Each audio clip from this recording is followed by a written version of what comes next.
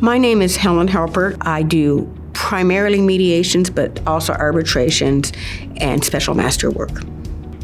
I was a judge for almost 30 years, 10 years at Seattle Municipal Court, which is a criminal court, and then almost 20 years in King County Superior Court, where I served in the civil, criminal, juvenile, and family law departments and did a lot of administrative work.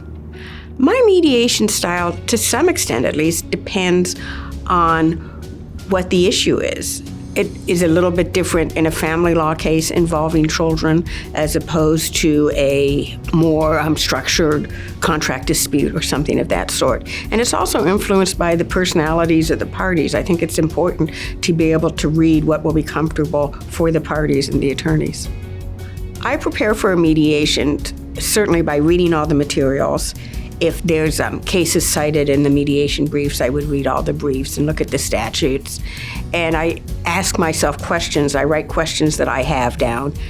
And then I always do pre-mediation phone calls, which I think is crucial because the lawyers can really give you a perspective that is very valuable in terms of approaching the clients. I prepare for an arbitration to a great extent the way I prepared for a trial. I read the briefs.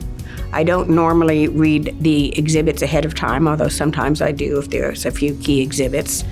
I make sure I understand the law so that I can listen with a sophisticated ear to the testimony as it comes in. I find it rewarding when parties leave a mediation or an arbitration feeling like they've gotten a solution that they can live with for the long term. I start every mediation by telling people it's a compromise. You're not going to come out of this with absolutely everything on your wish list. But as long as they get enough and that they can move forward, I feel that was time well spent.